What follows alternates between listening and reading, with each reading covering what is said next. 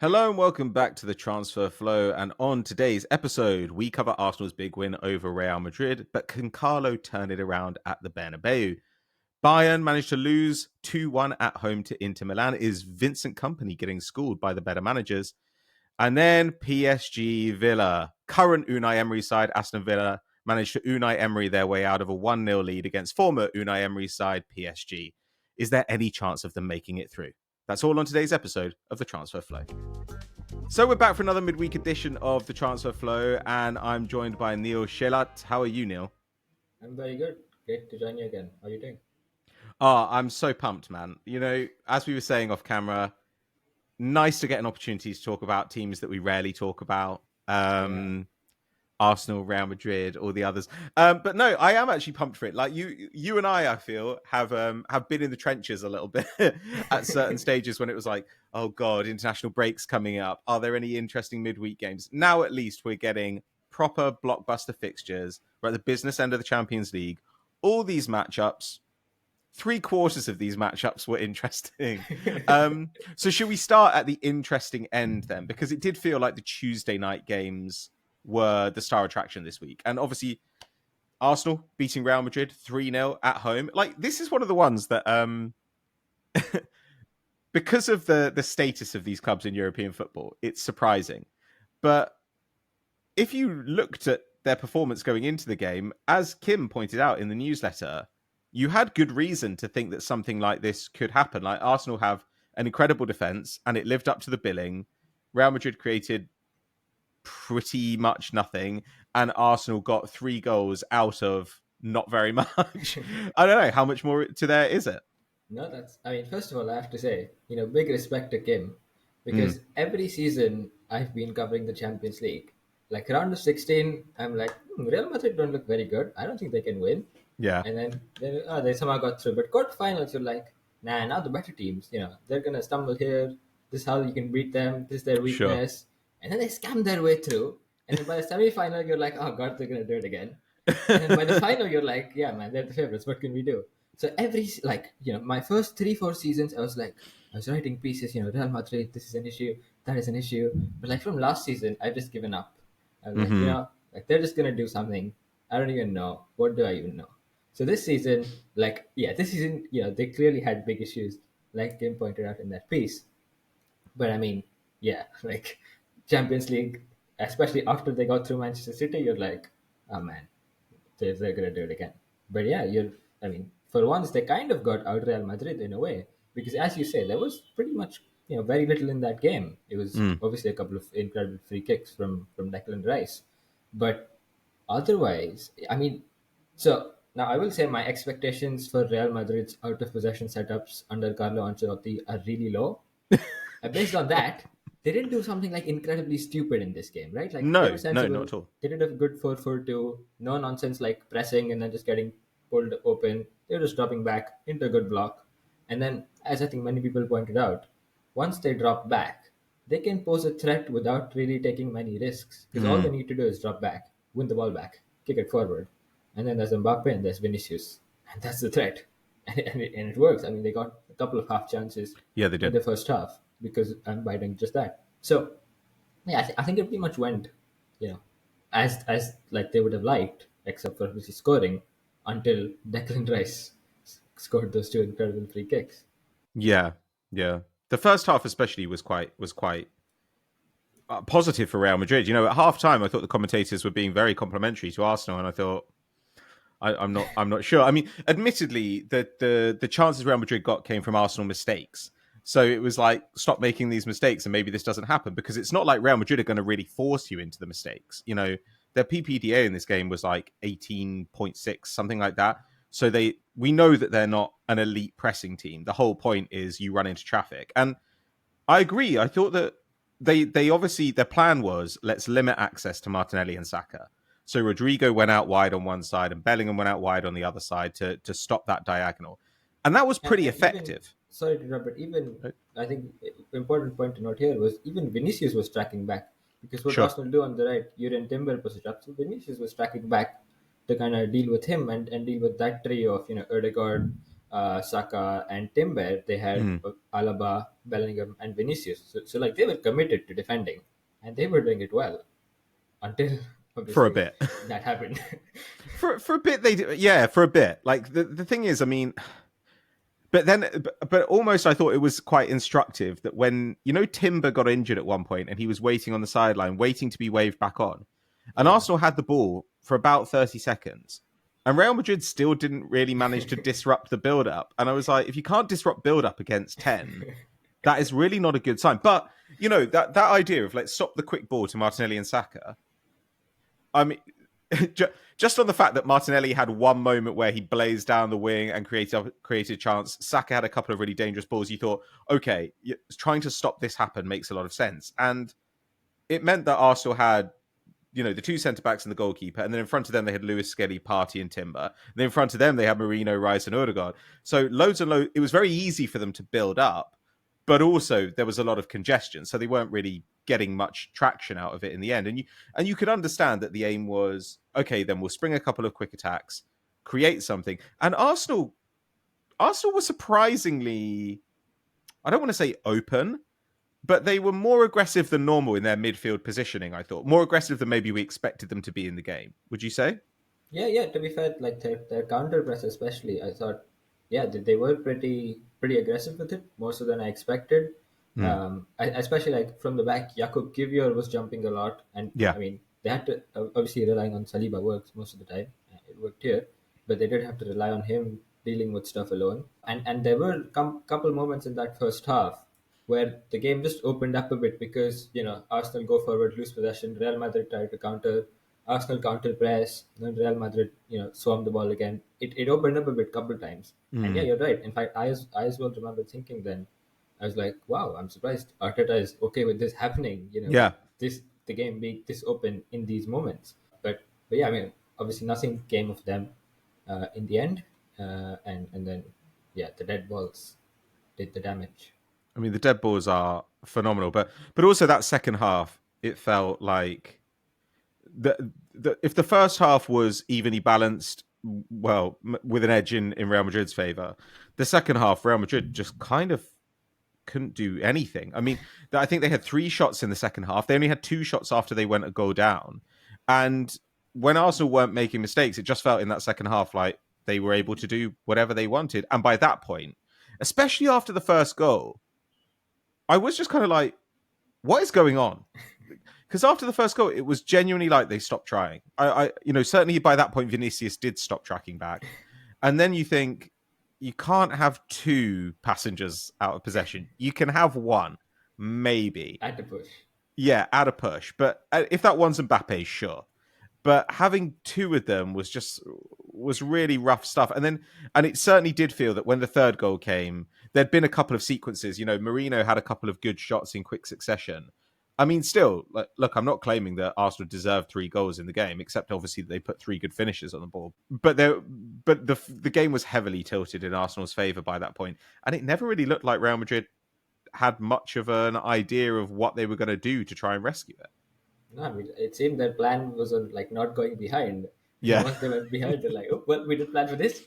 It is what it is. We can't do much. yeah, But yeah. I mean, that's a weird one, and that because of what happened there, like I'm tempted to say, and certainly I do think so. I cannot see how Real Madrid turn this around in the second leg. Like Hmm. I think it only happens if Arsenal just collapse and do something very stupid like 3 times. Sure. But apart from that, like so in this game, certainly they didn't show any idea of a plan of how they'll attack and how they'll break down this defense. I mean, as you said, like after they went down, it was just they were done for the night almost.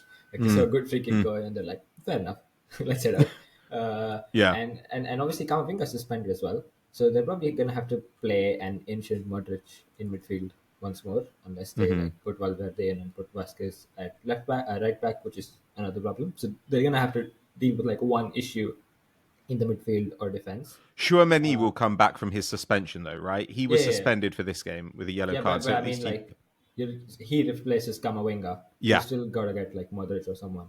yeah. So yeah, I mean, I think like if Arsenal, yeah, just don't do something very stupid, Obviously, they're gonna do pure haram ball, 4-4-2 low block, all Yeah. the way. Yeah, and obviously I think obviously Real Madrid will have to push. There will be chances on the counter. Real Madrid's fullbacks, you know, aren't the best 1v1.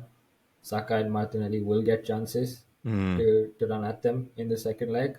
So yeah, like I don't know. I'm almost tempted to say it's likelier that Arsenal score sooner than Real Madrid. But I know Wow. when I say that, I know like Wow. Vinicius and Mbappe, someone's gonna go ballistic Yeah. and do something crazy. So obviously that's the threat.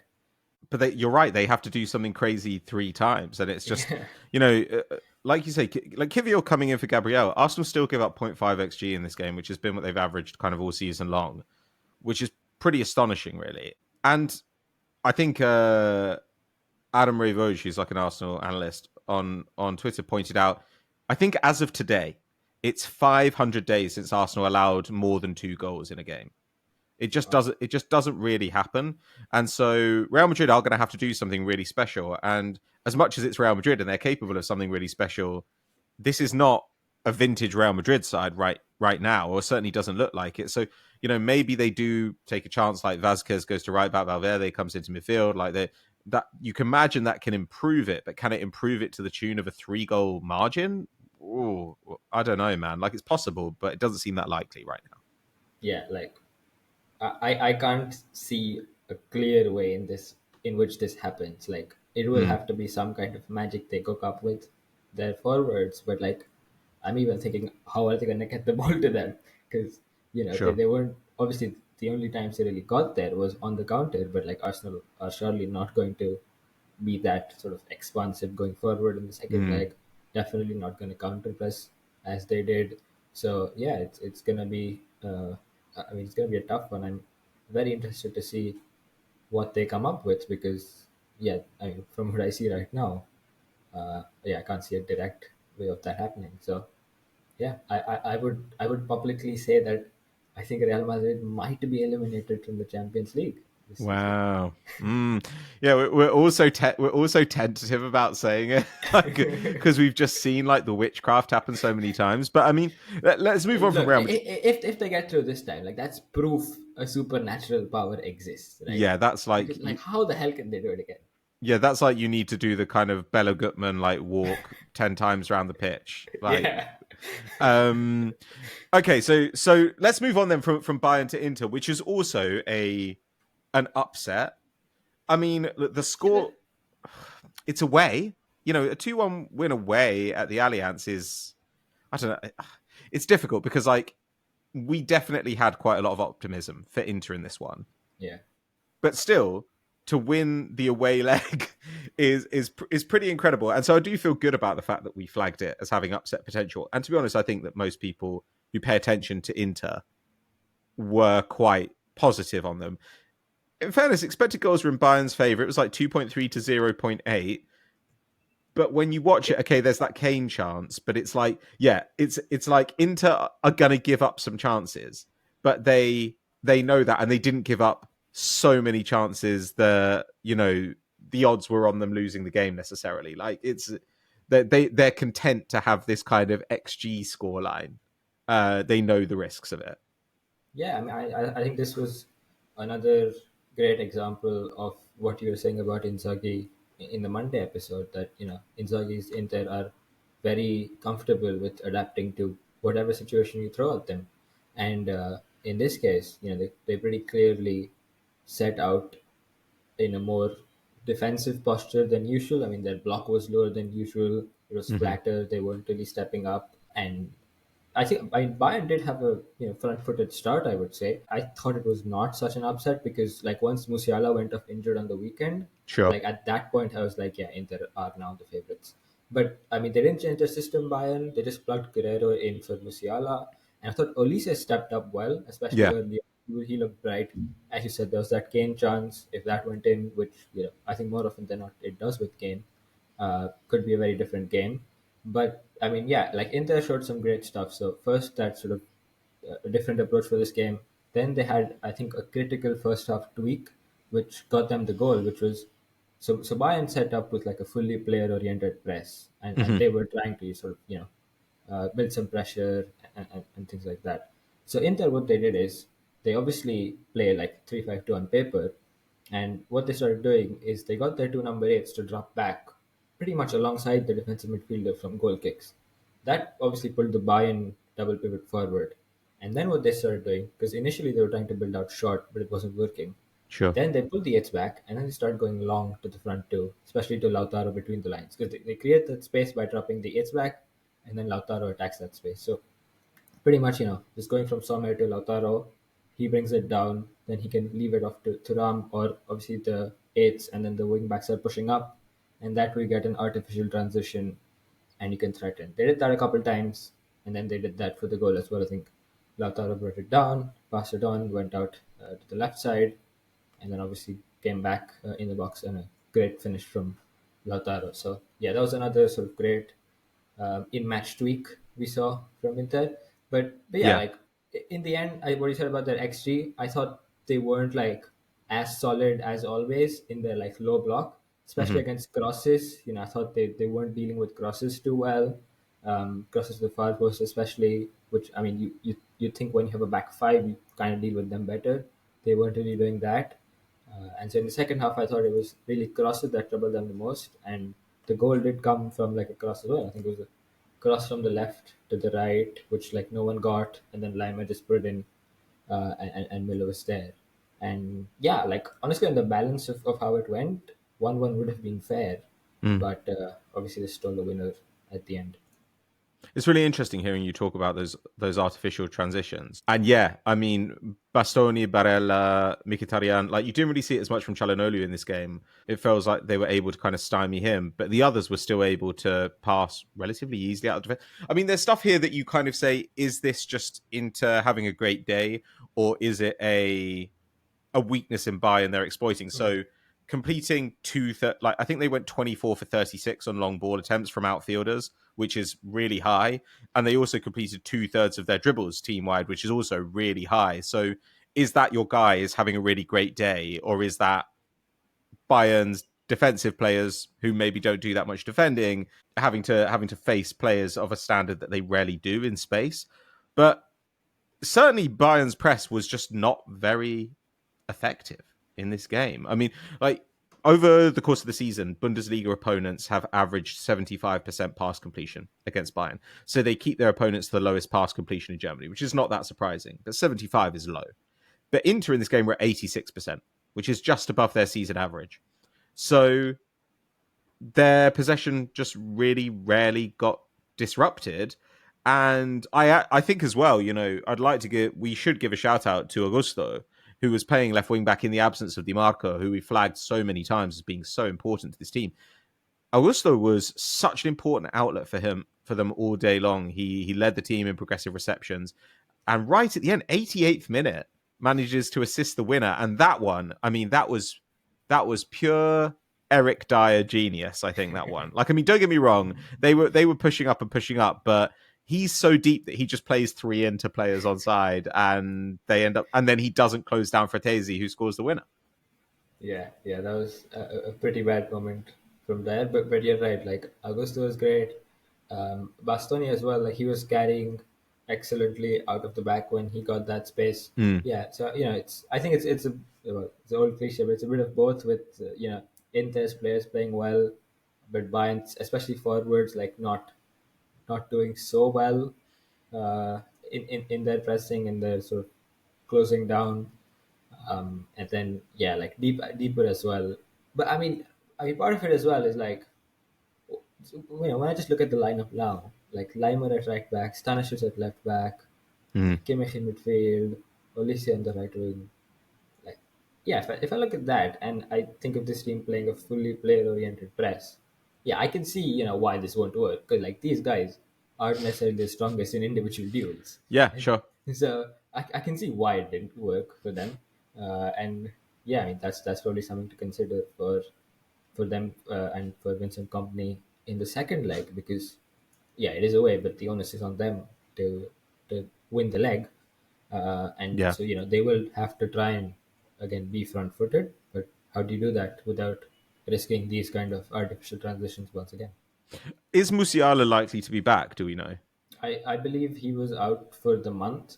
So yeah, I Mm, mean he's such a big miss, right? Because like Bayern's entire system is kind of built around him, yeah, getting him in those central pockets, which is why I was surprised they didn't change anything and just plugged Guerrero in there. Because I mean, well, he's not Musiala. Surprise, surprise. sure. Big analysis from me there.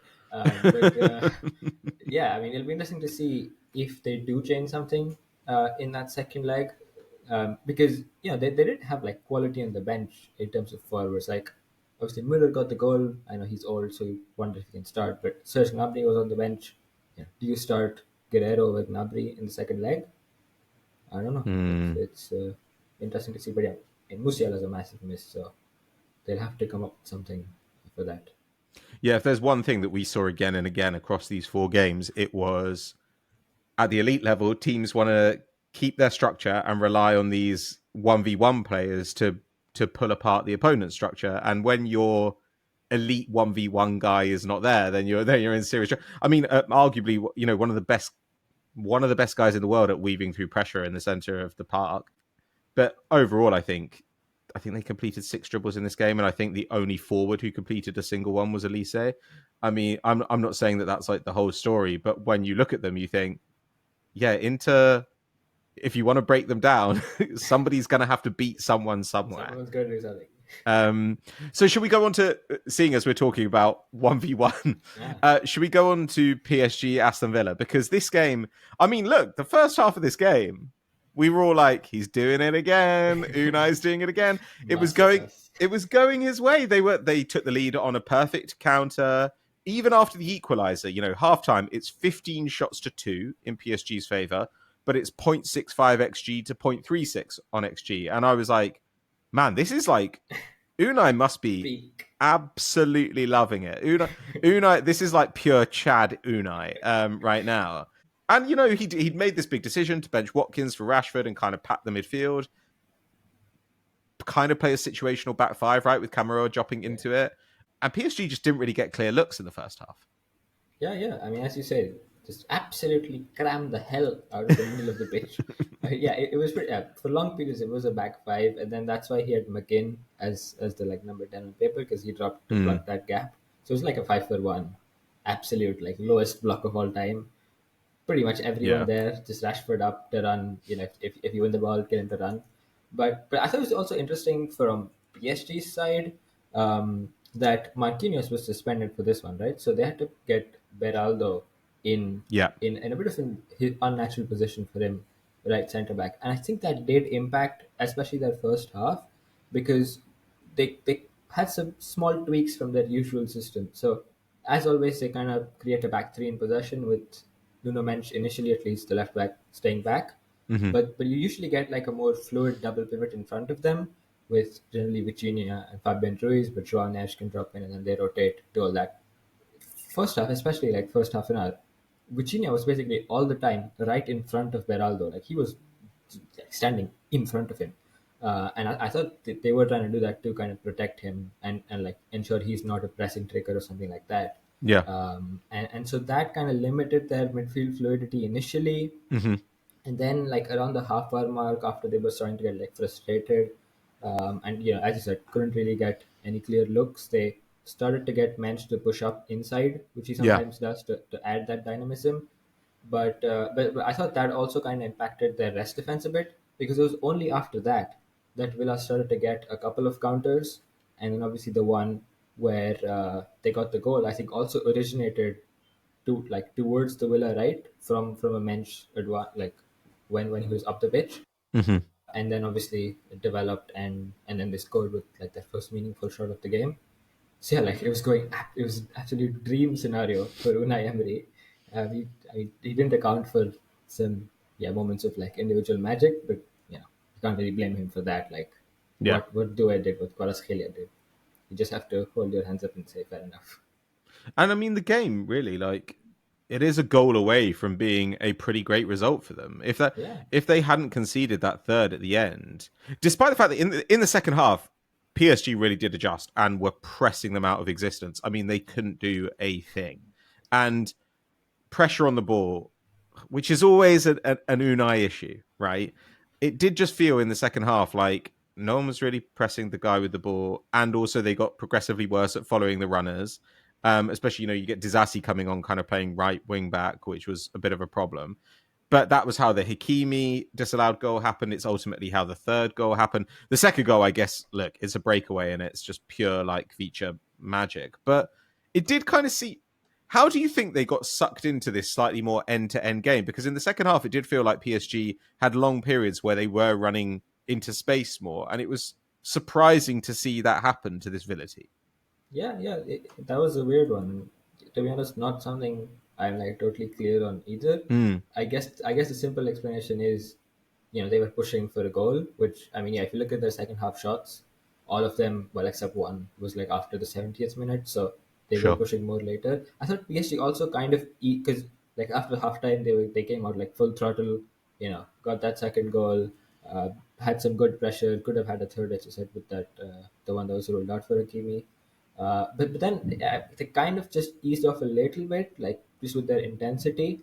Mm, But what they did in the second half, which I thought was interesting, was get Usman Dembele to be a bit more free roaming around sure. deeper. Because in the first half, he was very much like he started high and then just drifted on the right like he usually does.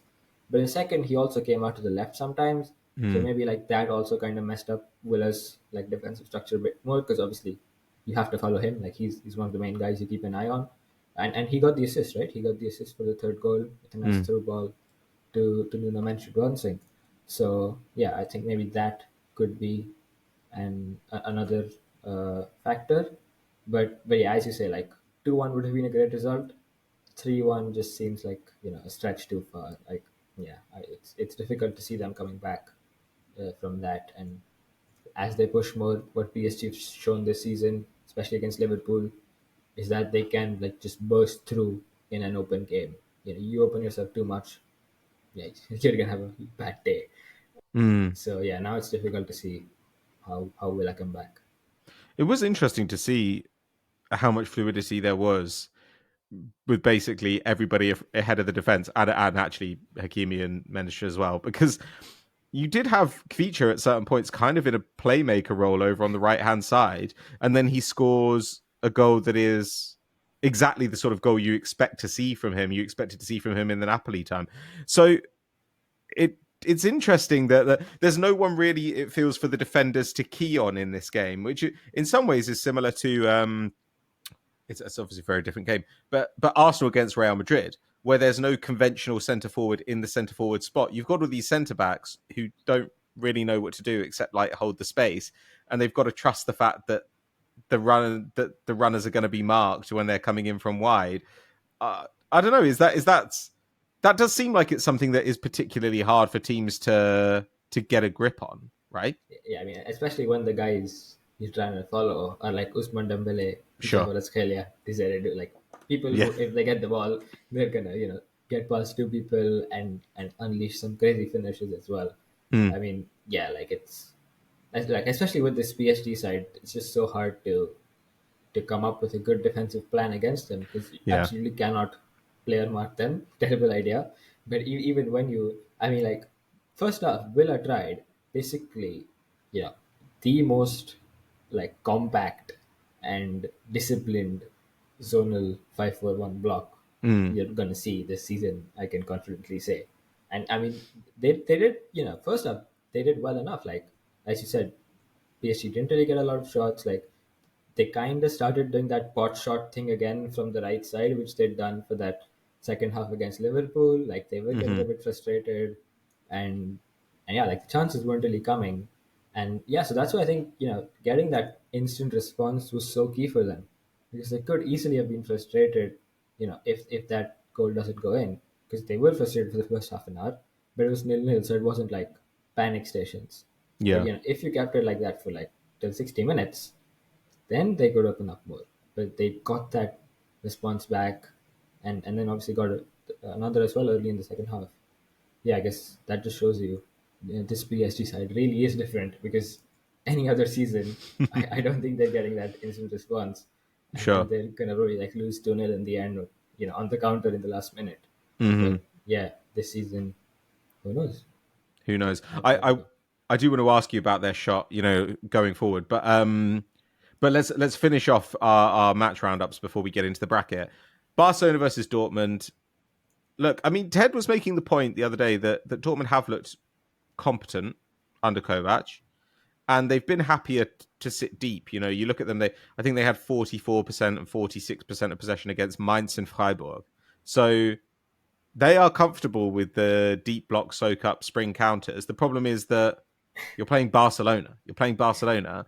Rafinha and Yamal, you cannot live with them, and they've got Pedri, and those three players combined for 2.2 expected goals assisted in this game. And this is exactly the situation, right? Where you can try and keep your structure all you want, but these guys are just going to tear it apart. Yeah, they just blow you up. I mean, it was the first half an hour especially. That was like typical Barcelona what we've seen this season, just blowing them away. Just getting chances from all sorts of places. But yeah, I also thought like on the whole, the first half was kind of like encapsulated Barca's season because like they were sensational going forward, created great chances, scored obviously good goals. But at the end, like they did give up a few chances, Yeah, a couple of they did. decent chances. In fact, like what you won't see in the short map of the stats is Girassi had a couple of even better Hmm. positions. We just like failed to kick the ball. Just Yeah, like the one what I dropping knew. over his shoulder. Yeah, well, yeah, you got to kick the ball, unfortunately. So yeah, that was a problem for Dortmund. But on another day, if he does kick the ball, it's 1-1 at halftime, and you're looking at a very different game. Hmm. So yeah, I guess like that period still shows me the one like missing part of this Barcelona side because I mean, attack wise, like they're a completely different level from all the teams, even PSG. Like I think Barca is to level up with just how intense they can be and how they Yeah. can hurt you from in all these ways. Like I don't think Barca get frustrated the way PSG did against even Villa, even that block. They, Hmm. they just hammer it down quite quickly. But yeah, defensively is where you still feel they have these moments in them. Obviously, like people will talk about the high line, which is obviously one thing, but two is I also think they're not great at like controlling tempo when they're in a positive game set. Like when they're 1 or 2 goals up, Sure. you don't really see them kind of like turning it down with how intense they're being, how fast they're attacking. So obviously Dortmund didn't punish them for that this time, but I think a stronger team might punish that. And even in the league, right? We've seen a few games where they go up early and you're like, okay, they're probably going to cruise to win here, but then they concede and then draw. Like I think Betis last weekend was an example of that. Yeah. So that's like the one element of Barca I'd have questions over. But yeah, I mean, their attack is so good. Yeah. I mean, it's like the Benfica games, right? Where they were giving up chances left and right. It's just they were kind of like, well, we'll create 2 chances for every one you create, and maybe that'll work. They are susceptible, it feels like, to getting footballed. One team just puts a couple of good Yeah, finishes on it, or they come up against a team who just have they have a bad finishing day, for example, and the other team has a really good attack, and then they might be in trouble. Well, let's start on that side of the draw then, because we're going to assume Barcelona go through with a 4-0 bold of margin you to say against that. Dortmund. What do you think would be interesting? Because obviously, Inter would be playing. In some ways, the challenge would be similar. They'd be playing a more evolved version, um, a team that wants to do the Bayern thing to a much higher level. I Better. think. Yeah. But then, like you say, Barcelona can just break anyone down. So the question would be, can Inter create enough chances on the break? Bayern, to me, it just kind of feels like Barcelona are just better at it than Bayern. And maybe Bayern have a great day, but I think Barcelona probably win that over 2 legs. Yeah, I'm with you on that. Like, yeah, Bayern, I think they just blow apart. Inter is the interesting one because, Hmm. yeah, as you say, and as they've shown, they can very much just drop back and defend if need be. Not super solid at it, but also they're not. That's not going to be their entire game plan. They're not going to do a Villa against PSG. Yeah, they are going to Mm-hmm. maintain an attacking threat, and I mean they can definitely trouble Barca because, as we've spoken about before with Barca's high line, one of the issues is runs from deeper. When the centre backs are pinned. Now Inter have two strikers. They're going to pin Yeah. the centre backs, and then they have these wing backs going forward, possibly an eight going forward. So I think they definitely have some tools to hurt Barcelona going forward. And so yeah, that could be a very interesting tie. And yeah, it's very tough to call because there's I think very little in it. It could you can see it going both ways quite easily. So yeah, that would be a very exciting tie though. Like yeah, I would not complain if that was the final. But Sure. there's one other team as well, Yeah, well two others. I would like to see that tie definitely in the semis. It'd be really interesting to see the adjustments that Inzaghi can make, and I agree. Like that, it feels like Inter have some weapons that they can use against this Barcelona team, and we've been saying all season long, look, this Barcelona team is incredible. You know, the attacks, especially in transition, it's phenomenal, but it doesn't feel like many teams have managed to capitalize on some weaknesses that are clearly there in defense. Like we're not imagining it. It's not like we think we're smarter than all the coaches. Like those defensive We've seen issues it. are they're there. We've seen it, but it just hasn't really hurt them too much so far this season. Yeah, I would really like to see that one. On the other side, I think we're probably predicting an Arsenal PSG semi-final. I mean, certainly I hope for that just from the point of view of quality, because then it's almost the same thing again, right? Where if Inter are playing Bayern and then they play like the evolved version of that in Barca, PSG play Villa and then play the evolved version of that in Arsenal. That's quite interesting too. Arsenal have, because again, Arsenal and Inter, they are defensive sides, but it's not like they've got nothing going on going forward. They've got a little bit. That's an intriguing one, don't you think? No, that is very compelling. I think, and also especially because they met like second round of the league phase, I want to say, Sure. and that was a game where I think people were like, because that was obviously early days of this PSG side before they became a super team, Mm, and at that point people were like, yeah, the weakness here is your midfield's too weak because I think that game they went for Vitinha, Zaire Emery, Neves, and like okay, Naps runs around a lot and duels a lot, but the other two guys, you know, they can be out dueled, especially by like people like Rice. So in that game, like that was one of the early times when we were like, oh yeah, PSG definitely aren't winning the Champions League this season because you lost Mbappe. You don't even have like a super strong midfield for these big games. You can control games all you want against the sure. others, but yeah, these games you're gonna have problems. But then they've worked on it and they showed against Liverpool they can deal with a big game, no problem. So yeah, that would be super super interesting just to see how well PSG's midfield does now against a pretty similar Arsenal side, certainly a similar Arsenal midfield. Hmm. And then yeah, I mean obviously the amount of attacking talent on displays, especially in the wings, is going to be yeah quite something to watch. So Mm, again, very exciting. Again, very difficult to call. If that does happen because yeah, there's little in it. Like you would think again, Arsenal maybe are even more cautious than they are against Real Madrid against this PSG attack. sure. But yeah, like with PSG as well, their defense hasn't really been tested that much. Okay, obviously at Liverpool, but then in the league they're not tested week in week out. And then when you have I mean, on the other hand, like Arsenal's attack, you are like, yeah, these guys aren't the biggest test either. No. But still, like when you have like Saka running at you with Odegaard around him, and then Rice on the other side with Martinelli around him, yeah, like the fullbacks are going to be in for one of their tougher days. I know mentioned it earlier, like in Salah, but now when there's more like dynamism going on with Timber coming up as well, how do they deal Hmm. with that? So it's going to be yeah quite a few questions I think. And again, a very exciting tie if it does happen.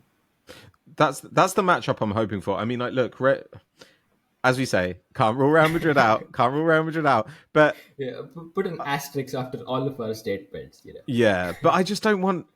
I do think that these are the semi-finals that we want to root for from the point of view of quality. You know, No, Arsenal totally versus legit. PSG; those are the two best teams in those two matchups, and it would be a really interesting game, like you say, to see how PSG have developed. If it ended up with Barca, Inter on one side, and PSG, Arsenal on the other side, what would you see the final being? Because I would see PSG going through against Arsenal. On the other side, I'd say Barca, but nothing would surprise me really. Yeah, I agree with you. And yeah, like Arsenal PSG, I'm also tempted to say PSG. Hmm. Like just give them a slight edge. Barca Inter is like pretty much a coin flip, but I would maybe back Inter because like I Whoa. I'm Cool. relying very heavily on Inzaghi's like in match tweaks, but if he does come up with something, yeah. But yeah, it's a coin flip. Like could be anything. But I would honestly I would like to see Inter sort of go all the way really because obviously they lost that final against City. I think it would be a really good sort of like culmination to what they've been doing if they do win not even the Champions League, possibly even the treble this season because Sure. they're in contention for all of it, right? And if you look at the squad, it is an aging squad. There's a lot of older guys here. They're due for. I mean, they've kind of been already signing some youngsters, and they're due for fairly significant rebuild over the next couple of years. Teams can change a fair bit. Inzaghi has 1 year left on his contract. I haven't been keeping an eye on reports, so I don't know if he's going to get an extension or not. I mean, Hmm. if he's going to sign one or not. But I mean, could leave next season. So yeah, I think it would be really nice to see him, especially after the time they've come through with all the financial difficulties, the way they've managed to stay competitive, Yeah. and the excellent team they've built, both in terms of players and coaching. I think it would be a good culmination to see them win the Champions League and possibly the treble. So yeah, I think that's who I'd root for, if you ask me.